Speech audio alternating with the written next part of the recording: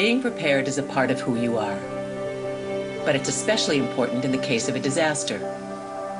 Be informed about possible emergencies in your area. Make a plan that covers where you'll go in an emergency. Build a kit with the things you need to survive. There's no one more capable of planning for your situation than you. Start your plan today.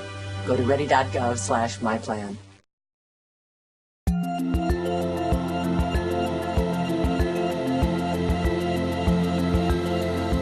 So welcome to the Mayor's Day of Recognition for National Service event in Cleveland for 2016.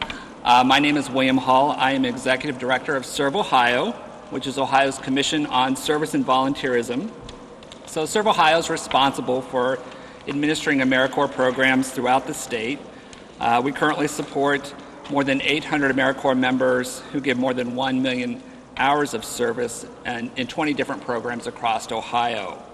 A key partner in our efforts is the Corporation for National and Community Service, the federal agency that oversees AmeriCorps, Senior Corps, and other programs that engage millions of citizens each service year. So we're proud to be here today with Mayor Frank Jackson and nearly 150 AmeriCorps members and Senior Corps volunteers serving in Cleveland to celebrate the Mayor's Day of Recognition of National Service. So the Mayor's Day of Recognition is a national event, a bipartisan support effort to recognize the positive impact that service has on local communities throughout the country, to thank all of you who serve, and to encourage citizens to give back to their local communities. National Service is making a significant difference in communities across Ohio. In program year 2015-2016, more than 13,000 Ohio citizens are serving in one of National Service program, whether that be AmeriCorps, NCCC, VISTA, foster grandparents, senior companions, or RSVP. And so you all come together to address the critical local needs in your local community. Here in Cleveland, there are over 250 AmeriCorps members and 550 Senior Corps volunteers serving throughout the city. It brings nearly $5 million of resources to Cleveland each year.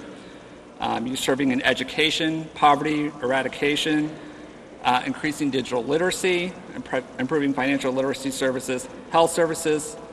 In other words, you're getting many things done in Cleveland.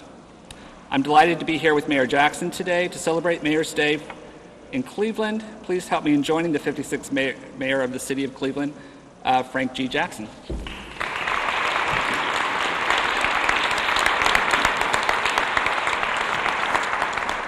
Good morning.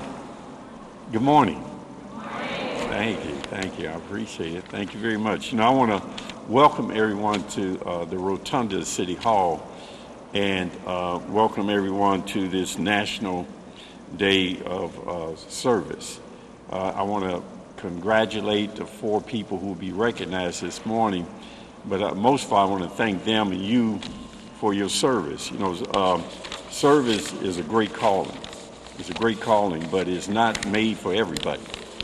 But those who do it and do it well have the greatest opportunity to impact the lives of individuals and communities and neighborhoods. So again, I want to congratulate the 4 who are up here today, but also really thank you for your commitment to service. I have a proclamation. Let me see, where did I put it? Oh, it's under here. In this proclamation, I will present to you. And it is, and I won't read it all, but I'll read part of it. It says, on behalf of the citizens of the city of Cleveland, I'm honored to offer this proclamation designating April 5th, 2016 as a day of recognition of national service in the city of Cleveland.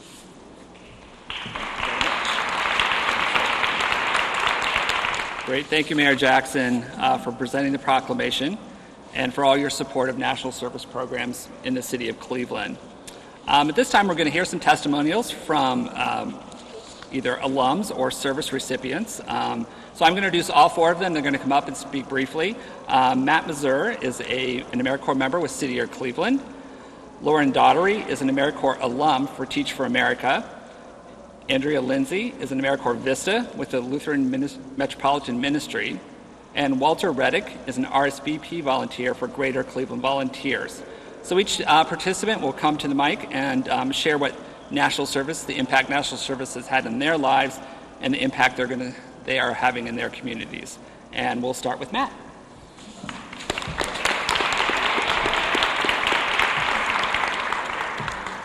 Hello, and thank you very much for having me.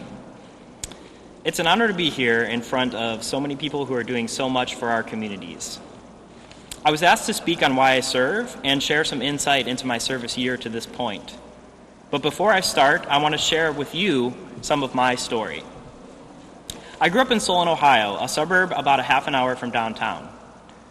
There, unknowingly, I was afforded the opportunity to obtain the highest quality of education.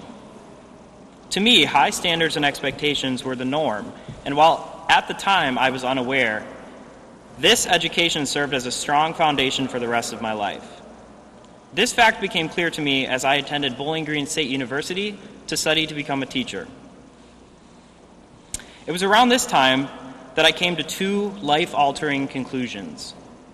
One, the education that I took for granted was a monumental privilege. And two, there are far too many in my community who are not afforded that same privilege. This generated a sense of responsibility within me that I have not been able to shake. It was at this point on the timeline when City Year entered the mix. By this time I had committed to teaching in Cleveland, but I was wary of diving straight into the classroom. Teacher turnover is a real problem in urban schools. I suffered from the crippling fear that I wouldn't be the quality leader that my students deserved. While I felt prepared to teach, I didn't feel like I had the cultural competence to be a leader in the communities that I intended to serve. In order to fill this gap, I chose to dedicate a year of service with City Year, where I would be working in direct service to children, but I would also have the incredible opportunity to familiarize myself with the people and communities I was hoping to serve. This is the teacher preparation that all of our students deserve. Now a little bit about what we do. Our schools, particularly schools in large urban districts, are inundated with small roadblocks that in the aggregate amount to considerable barriers to the equitable education of our youth. What City Year does for our schools is partners with them to help clear a path by providing the human resources all schools need to be effective.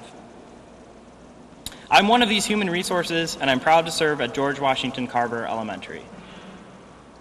My team of 7 core members partner with teachers to provide whole class support and targeted interventions to students who are teetering on the edge and need a small push in the right direction. More than a core member, I'm an agent of change, someone who is shaping and being shaped by the opportunity on my plate. I've taken responsibility for our school's after-school programming, our partnership with the Children's Hunger Alliance, and I've even started a chess club where a handful of youngsters are learning the power of preemptive thought, contemplation, and reflection that a chess match can offer. While I've seen the impact my team has made on our school and in our community, and I'm proud of the work we've done, perhaps the most valuable aspect of this experience for me has been a recommitment to joining the teacher workforce and a commitment to reforming our education system from the front lines. Teaching will be the most difficult thing I've ever done. It may be the most difficult thing I ever do. But I understand the value of a high-quality education, and I'm committed to providing all students with the opportunity to achieve. Next year, I'll be a 5th grade math and science teacher at Citizens Academy here in Cleveland, where, as we say in City Year, I'll be striving to make better happen. Thank you.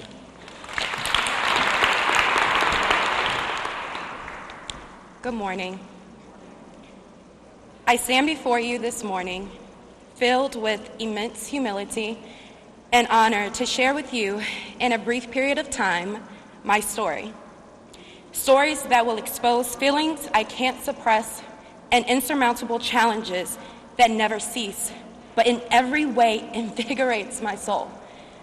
Stories which hold much power and illuminates my very conviction as to why I remain dedicated to serve and will continue to until every disadvantaged child is given a fair chance and opportunity, which will open doors for him or her to be lifted out of poverty and despair. This fight for educational equity is messy and it's exhausting, but I'm reminded by this very quote: "There's beauty in the struggle and ugliness in the success that keeps me going." My name is Lauren Daugherty. I'm a current staff member and a 2012 AmeriCorps Corps member through my service as Teach for America Cleveland Charter Corps member. When I embarked on this journey 4 years ago, I didn't expect for Teach for America to place me in Cleveland. I vividly remember preferencing Eastern North Carolina as my #1 region to teach. Needless to say, I was not thrilled about my placement region, which everyone who comes in contact with me knows. My thoughts were, what is in Cleveland, and why would I leave beautiful North Carolina to uproot and move to Cleveland? Despite those initial thoughts, this place has become home, a place full of countless memories and a better me, thanks to my experiences I've had with colleagues, friends, Teach for America staff, and my students. If someone had asked me 4 years ago what would I expect it to be like in Teach for America, I probably would have given a cliched answer, such as, "Oh, I'm helping to make a difference in children's lives," or "I'm helping to change students' pathways in life," while not having a clue of what the word impact truly meant. At the time, I didn't know how the term impact felt or tasted, or the challenges it would bring me, the sadness it would bring me, or the happiness it would bring me. All I could envision was me helping students reach the educational level they needed to obtain. I didn't take into account the family or neighborhood background that my students would come from, or the family responsibilities each of them may have had, or that their resources would be scarce, not easily accessible, or non-existent. I guess you can say I was living in a dream thinking impact would happen overnight.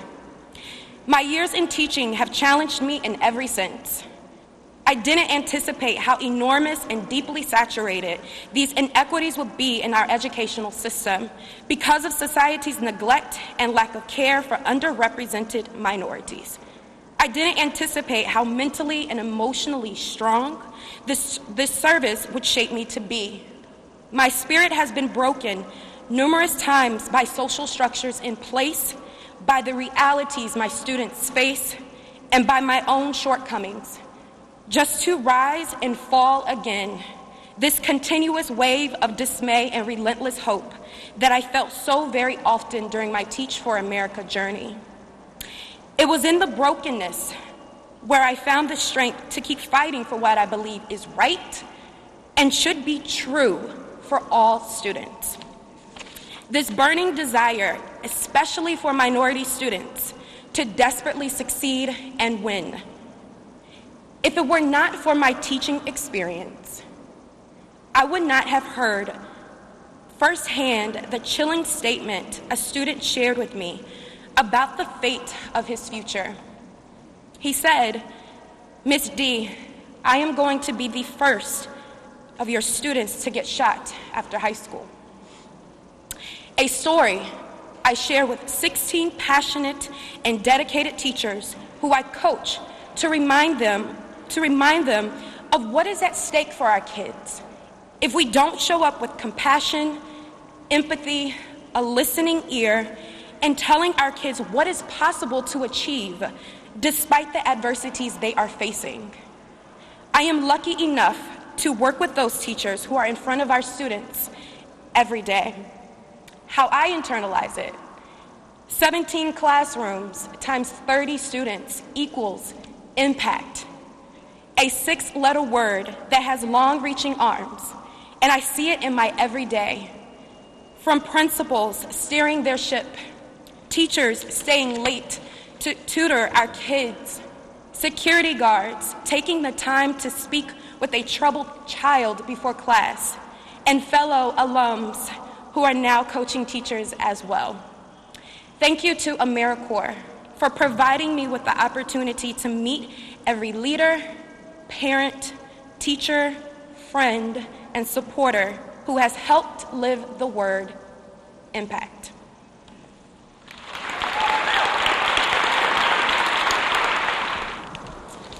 Good morning. My name is Andrea Lindsay, and I have the honor of serving as an AmeriCorps Vista with Lutheran Metropolitan Ministry here in Cleveland. AmeriCorps Vista is explicitly an anti-poverty program, and Lutheran Metropolitan Ministry has been a wonderful place to pursue that mission. It's a large nonprofit organization, and it provides a range of social services, everything from housing to community reentry work.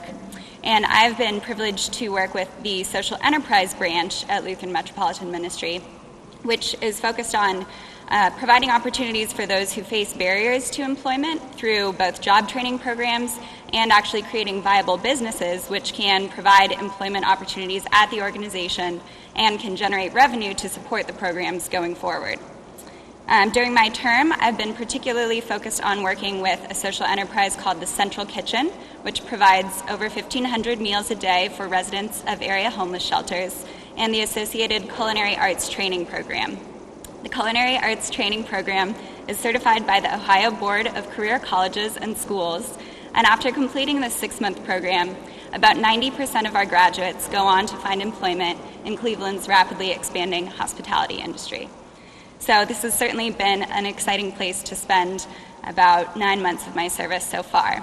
However, this is actually my second VISTA term.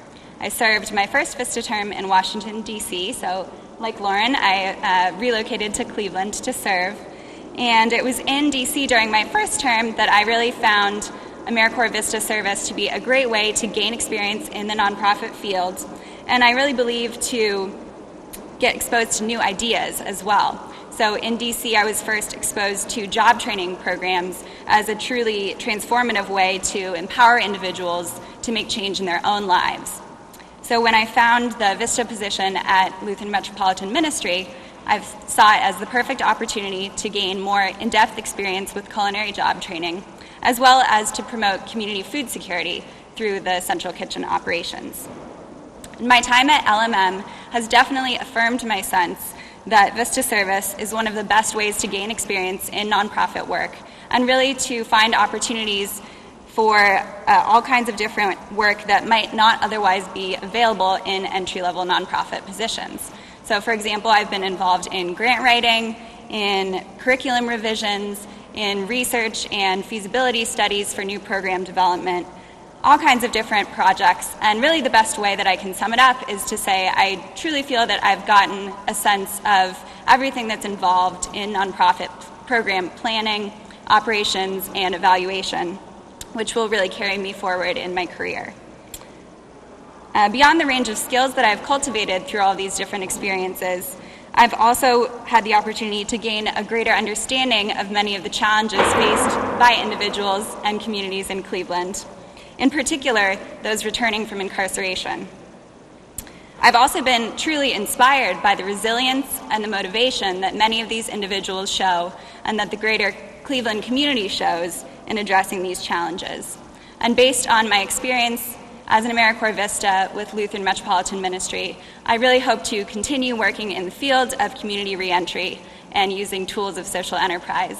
I'm considering pursuing a master's degree in social work or in nonprofit management, but regardless of the specific path that I follow, I hope that I will always find a way to play a role in empowering people to meet their own goals and to build truly resilient communities.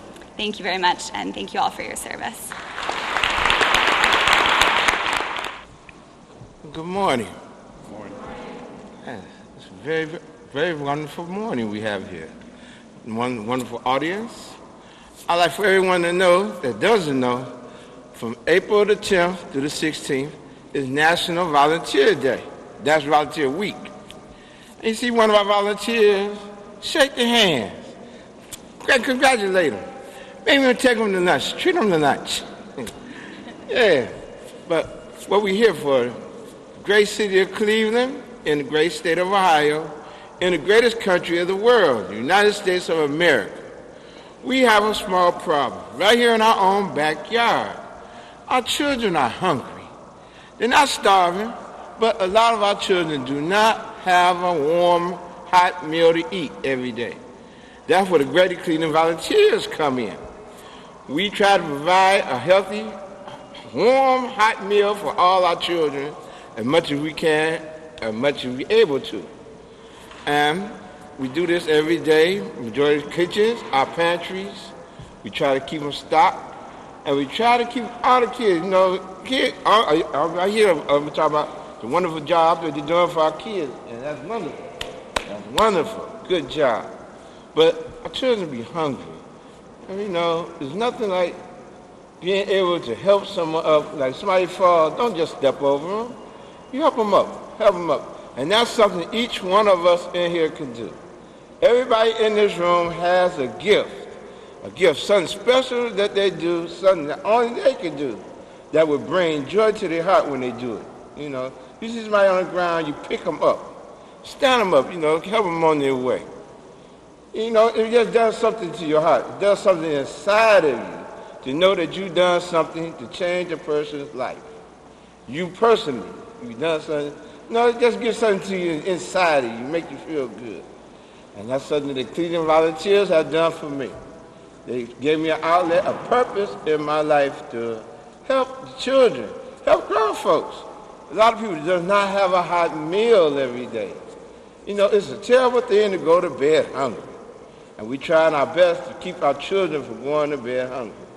But everyone in this room has a gift that they can share, something that only they could do, and something even on the inside that you might not even think of it as a gift, but it's something that's important that you can share with somebody else. And the Greater Cleveland Volunteers is an excellent place for you to start it. Because in a minute, we're going to have visitors coming here, the conventions. We're going to need all the volunteers that we can possibly get to help with some of these venues that they're going to have opening up. And the Greater Cleveland Volunteers, all our organizations here today, if you'd like to volunteer, it'll be an excellent place for you to start it. And I hope that you decide to do something. Share your gift with others. Something that brings joy to yourself. Something that you know that you have done something to help someone else, a fellow human being. Share your gift. Bring joy to your own heart.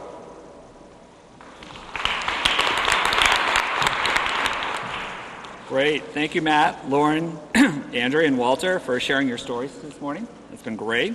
Thank you, Mayor Jackson and the City of Cleveland for hosting our event.